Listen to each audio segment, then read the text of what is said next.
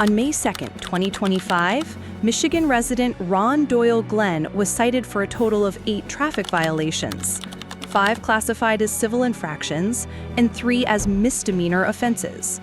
Under Michigan law, individuals charged with civil infractions generally have 2 options. They can either pay the assessed fine or formally request a hearing to contest the charge. Criminal offenses, however, are treated differently. Even when the alleged crime is only a misdemeanor traffic offense, the defendant must personally appear before a judge for a formal arraignment. Mr. Glenn was scheduled to appear in court on June 6, 2025, for both the arraignment related to his misdemeanor charges and the hearing for his civil infractions. When he failed to show up, the court entered default judgments for the civil infractions, which is allowed under Michigan law when a defendant does not respond or appear. However, because criminal matters require the defendant's presence, default judgments cannot be entered for misdemeanor offenses. As a result, the court set a show cause hearing for August 19, 2025, in accordance with Michigan Court Rule 6.615. A show cause hearing is a special proceeding held after a defendant misses a scheduled court date or fails to comply with a court order.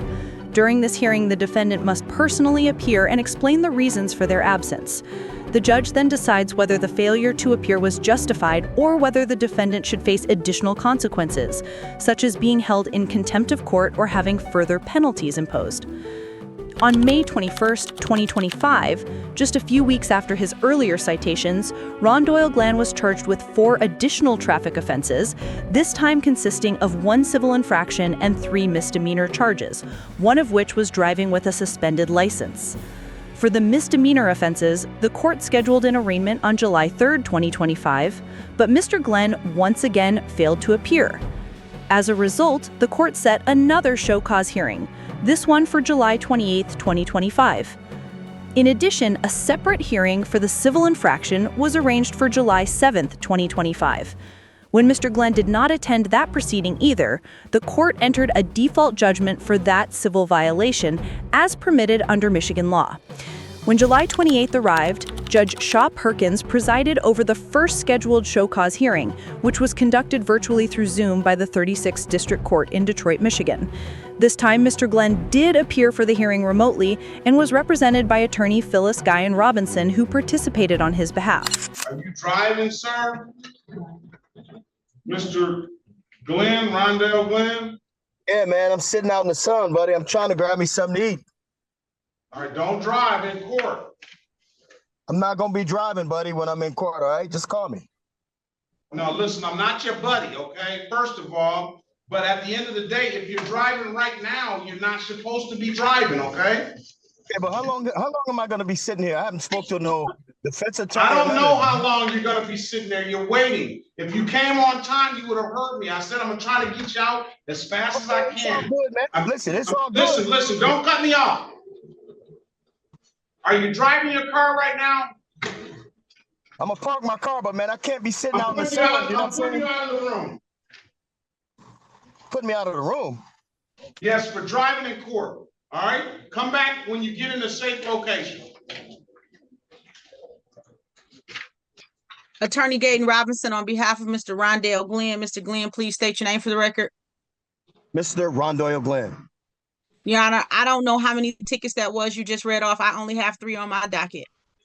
Yeah, Mr. Glenn doesn't have any respect for the court. I see he's exhibited disrespect for the court, and he's wait a minute, hold on, wait a minute. What you talking about? You wait a minute. You wait a minute. I'm going to the judicial Tender Commission. You wait a minute. I don't want you to remove yourself from my case, bro. Listen, I'm 58 years old. That's the disrespect. I don't know what it is about me and you, bro.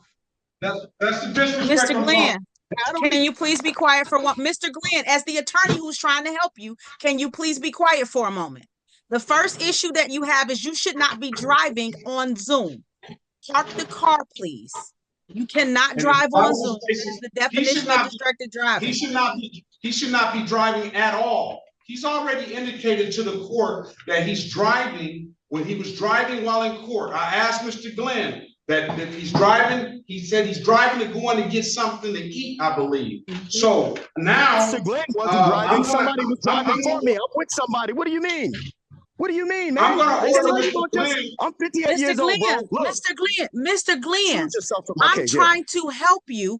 Can you please Why is just he reading wait off a all minute? these tickets from 20 years ago when it's only 3? You know what I'm saying? There's something. Sir, stop, Mr. Glenn, stop, so I can help you. I'm trying my very best to help you. You Go got ahead, a go chip ahead, on go your ahead, go shoulder, ahead. but it's not. Sir, Go give ahead, me a keep it- minute. I'm gonna try to take you in a breakout room and talk to you before you make your circumstance worse. Just be quiet until you get there, please. Yeah, okay. Thank Mr. you. Mr. Glenn, after you finish talking to him, I'm gonna give him a pre-trial date for tomorrow. Mr. Glenn has to come into court in person. Fine, fine. I'm going to the Judicial Tender Commission because you're very impartial. You're not about to try to embarrass me in court like Mr. that, man. Glenn, stop. Reading out all Mr. those tickets Glenn, when we only got 3. just ask you to be Listen, quiet so I can help you. I'm going to file a complaint That's today. fine. You can do whatever you want, You're but not about to try to do you want embarrass my me help, like that yes and be or no? disrespectful to me and think I'm going to sit up and take that. Mr. What's wrong Glenn, with him? Man, you Mr. tripping. Glenn, And they come to Your court Honor, properly can I dressed. Don't come to court in a sleeveless shirt. Come to court properly dressed. Your Honor, can I please have a moment to talk to Mr. Glenn? I muted you because you're not making it better. Just be quiet. It doesn't matter what you say to him. He's gonna take an anger management class too. Your Honor, I'm going All to right. move Mr. Glenn to another breakout room. Very good. He's the Motorola device. Yes. Move past the matter. Tell him to come to court properly dressed, Ms. Gates. Mr. Glenn, you should have a prompt to come to go to breakout room 5. Go to breakout room 5. Look at your device, Mr. Glenn. You should have a prompt on your screen to go to breakout room 5. Just click OK. All right, Mr. Glenn, I'm going to send you a different prompt. Just when you see the room number pop up, please just click OK. You're going to room 8. All right, let's pass Just the matter. click OK. Ms. Gaten Robinson, are you still dealing with Mr. Glenn? Your Honor, Mr. Glenn was not the easiest to try to talk to or get to reason with. He has indicated to me, is he still in the breakout room? He told me he was coming down to the court today. He doesn't understand why he has to come tomorrow, so he's coming down to talk to the chief judge today, which I told him that is absolutely his right. He could. He felt like you were picking on him by calling out his older tickets. I explained to him that that is your process and the process of many judges down there, that when people have outstanding matters, if they are on your docket, you will pull all of their matters in an attempt to be efficient. And you've done that with multiple clients of mine this morning to try to reassure him that that was not you picking on him. He didn't understand why you were bringing up old stuff. So I explained to him that that's you trying to be efficient because he had multiple tickets in front of the court outside of the 3 that were on the docket. During the hearing, Ms. Phyllis Gayen Robinson explained to Judge Shaw Perkins that Mr. Glenn appeared to be offended or confused when the court addressed both the May 2nd, 2025 misdemeanor charges and the 3 additional misdemeanors listed on the current docket at the same time.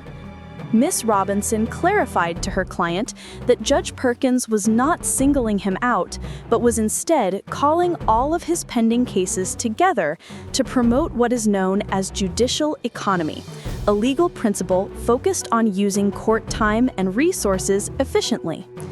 Judicial economy essentially means that the court seeks to manage its workload in a way that ensures quick, organized, and cost-effective resolutions for everyone involved. Since Mr. Glenn already had another show cause hearing planned for the following month, Judge Perkins decided it made sense to review all outstanding matters in one sitting. This approach prevented duplicate hearings, saved time for both the court and the attorneys, and aimed to settle every issue in a single, streamlined proceeding instead of dragging the process over multiple dates.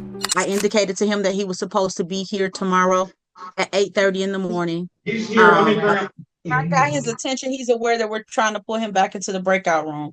I'm about to send him a prompt. To the main session. I'm about to send him a prompt. I'm trying to get him in the main. Stop close the rooms. Okay. Now, if he keeps it up, he'll find himself in contempt. Your Honor, I'm trying to save him, but And I know It's probably gonna be ordered as a transcript. So can y'all please talk at one time at a time?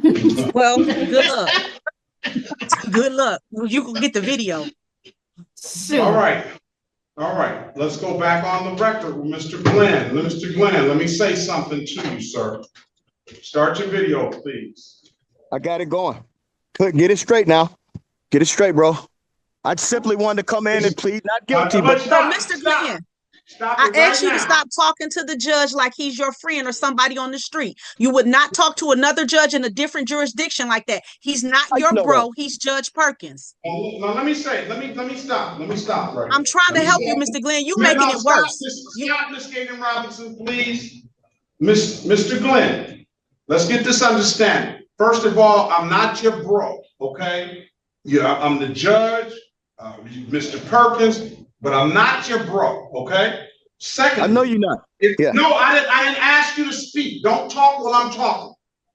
Secondly, if you continue to act out like you've been doing, I'm gonna have no choice but to hold you in contempt of court, okay? And I don't want to do that. I'm trying to exercise the utmost restraint with you. During the hearing, Judge Shaw Perkins sternly reprimanded Mr. Glenn after he repeatedly interrupted the court and addressed the judge as bro. Judge Perkins made it clear that such conduct was unacceptable in a courtroom setting, warning Mr. Glenn that if he continued behaving in that manner, he could be held in contempt of court. Under Section 600.1701 of the Michigan Compiled Laws, judges have the legal authority to issue contempt citations against anyone who displays misconduct or disrespect during court proceedings. This statute specifically covers disorderly, contemptuous, or insolent behavior that disrupts the flow of proceedings or undermines the court's dignity and authority. Referring to a judge with a casual term like bro may seem harmless in everyday conversation, but inside a courtroom, it can easily be interpreted as a willful act of disrespect toward the judicial office. Likewise, interrupting or talking over the judge or other participants not only disturbs the proceedings, but also challenges the order and decorum expected in a court of law. Given these standards, it's entirely reasonable that Judge Perkins warned Mr. Glenn about contempt, because under Michigan law, his behavior could indeed be viewed as a direct interference with the authority and function of the court. Now, third, I called those cases into the record to be as a matter of judicial economy. I don't know when you got those tickets. I don't care when you got those tickets. I try to do that for the benefit of you, so you don't have to keep coming back to court multiple times, and you don't have these warrants sitting out here on you, okay? That's why I called those cases into the record. That's my choice to do that. And I called the cases into the record for the court and for your benefit, so you don't have to keep coming back to court, okay? So, I appreciate that. I'm gonna let you speak. Let me finish. You're gonna come into court in person tomorrow at 8:30. I want you properly dressed. You can say what you wanna do what you wanna say. If you don't appear, then a lot of people don't show up. That's what the court has to say. Now, you want to talk? Go ahead and speak. Judge Shea Perkins also instructed Mr. Glenn to dress properly when he appeared in court the following day. According to the 36th District Court's official dress code, business casual attire is preferred. The policy explicitly prohibits shorts, cutoffs, miniskirts, sleeveless shirts, and hats, unless worn for religious or cultural reasons, as well as any other clothing considered unsuitable for a courtroom or professional setting. Courts across the United States have long held that they may lawfully enforce dress codes without violating the First Amendment, as long as those rules are reasonable, neutral, and designed to preserve the dignity of the judicial process. One notable example comes from the 2009 case of Bank v. Katz, where the U.S. District Court for the Eastern District of New York ruled that an attorney did not have a constitutional right to wear jeans and a baseball cap in court. The court emphasized that judges have both the authority and the duty to maintain order, decorum, and respect within their courtrooms. It also concluded that a courtroom is not a public forum for free expression, meaning that courts can impose reasonable, viewpoint-neutral restrictions on attire. In essence, Judge Perkins' directive to Mr. Glenn was not merely about appearance. It reflected the broader judicial principle that maintaining professionalism and respect in the courtroom is essential to upholding the integrity of the legal system. Okay.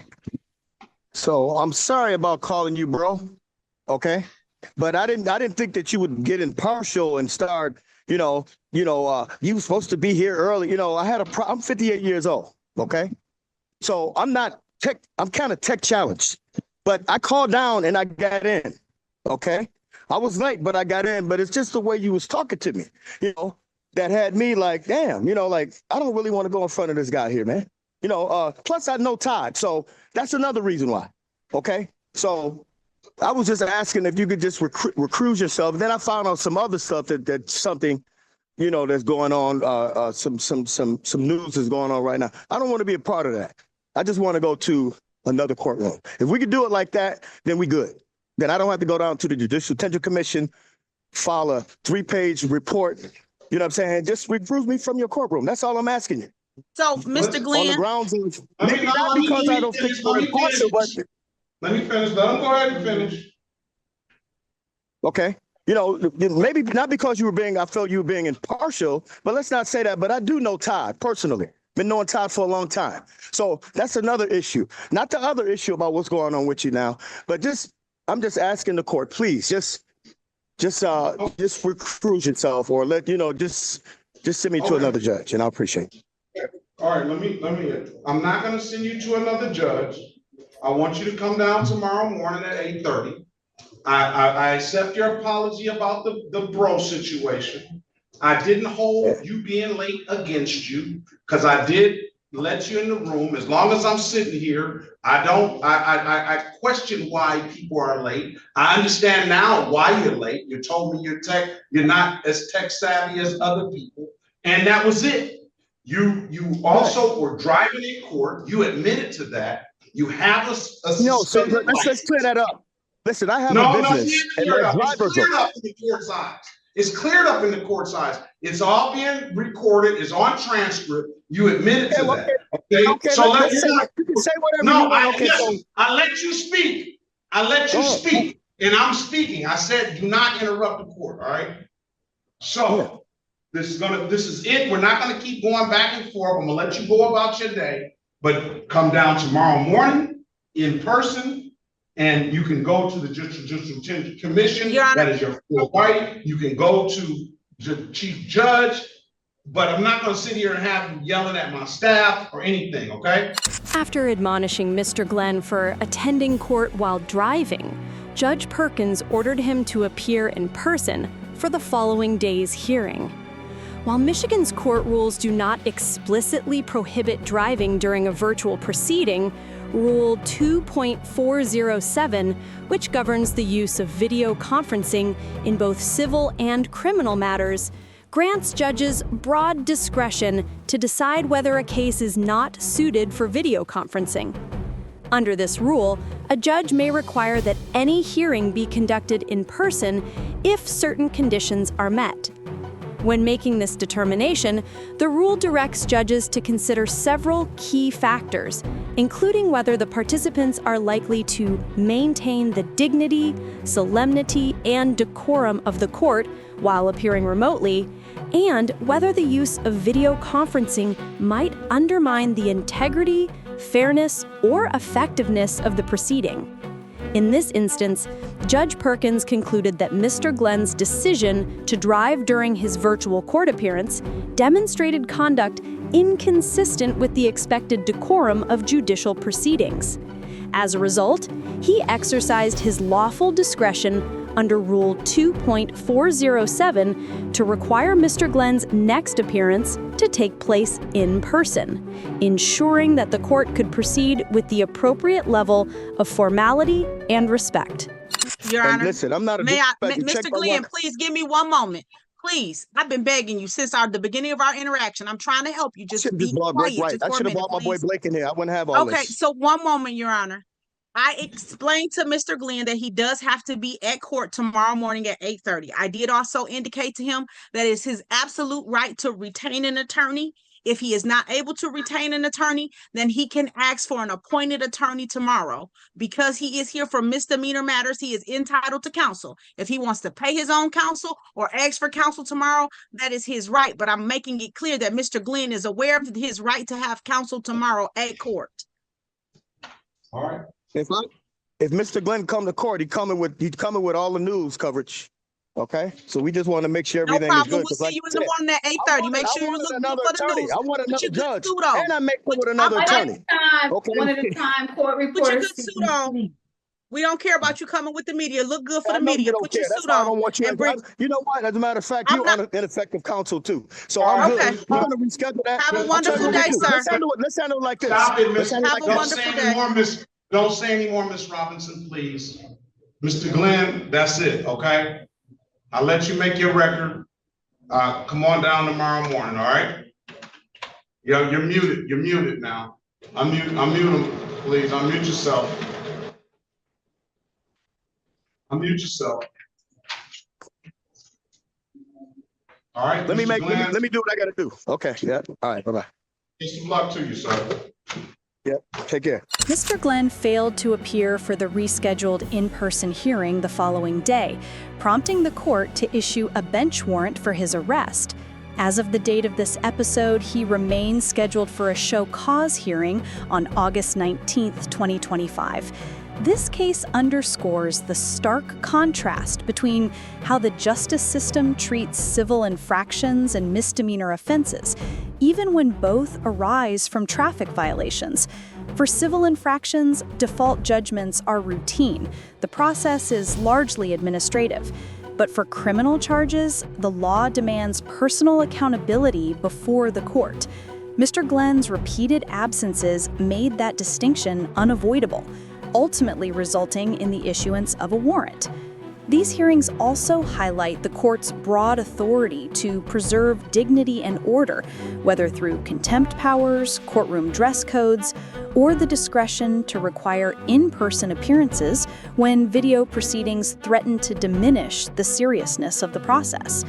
While such measures may appear strict, they serve a vital function, reinforcing the legitimacy of the judicial system and maintaining respect for the rule of law. At the same time, this situation illustrates a recurring tension between judicial efficiency and a defendant's perception of fairness. Judges often consolidate cases to conserve time and resources, a hallmark of judicial economy. But to someone unfamiliar with court procedure, that efficiency can easily feel like overreach or bias. In the end, the Ron Doyle Glenn case serves as a reminder that courtroom order isn't just about protocol. It's about protecting the integrity of justice itself. The responsibility falls on attorneys and the court alike to communicate these procedural choices clearly, ensuring that judicial efficiency never comes at the expense of public trust. However, Mr. Glenn's behavior, driving during his virtual hearing and addressing the judge in a casual, confrontational tone, demonstrates how quickly a defendant's own conduct can shape the trajectory of a case. Court proceedings demand a baseline of decorum. When that standard is ignored, even a manageable situation can spiral into something far worse. Respect for the court isn't just about formality. It's about maintaining the integrity of the process and giving justice the space to function as it should. Let us know if there's a case or courtroom interaction you'd like to cover next in the comments below. Thank you for watching, and don't forget to subscribe and share to help us foster a more informed and respectful society.